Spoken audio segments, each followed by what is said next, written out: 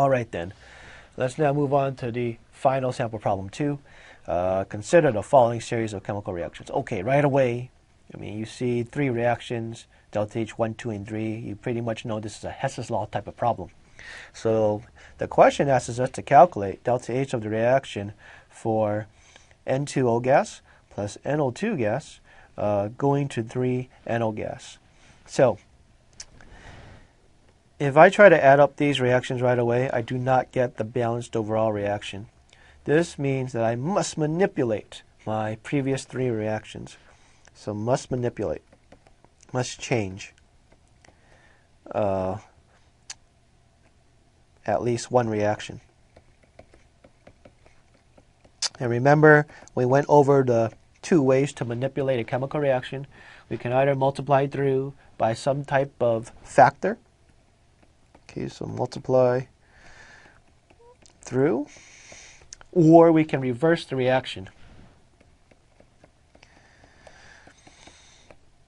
And remember, if you multiply through all of the coefficients by a factor, delta H gets multiplied by the same factor.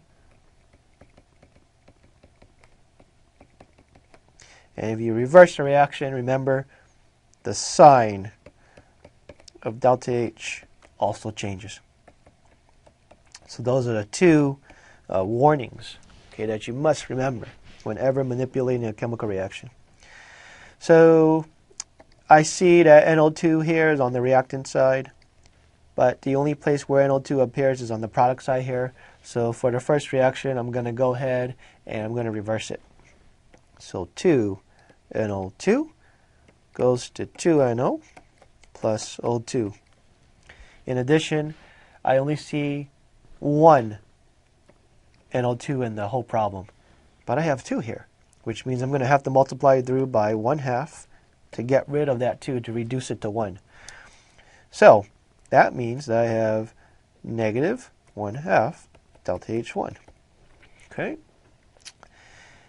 Delta H2 is just N2 plus O2 going to 2NO, and that's going to remain exactly the same. And finally, the third reaction, everybody, is 2N2O going to N2 plus O2. That looks good right now because you see that N2O is on the reactant side in the overall reaction. Here it's on the reactant side in this reaction. But what's the difference? It's the factor of 2 again, right? So now we're going to multiply through by 1/2 again to get rid of the 2. And that's going to be 1/2 delta H3. So when all is said and done, when I add up all 3 of these equations that we have changed, that we have made changes to some, we get the overall reaction, N2O plus NO2 going to 3NO. And Hess's law tells me that my delta H of the reaction is simply going to be equal to the sum of the individual delta H's. So negative 1/2 delta H1 plus delta H2 plus 1/2 delta H3. Again, this problem is a great illustration of Hess's law, everybody. Okay, so that was our first lecture, everybody, on thermodynamics. Thank you for using Educator.com, and I'll see you all next time.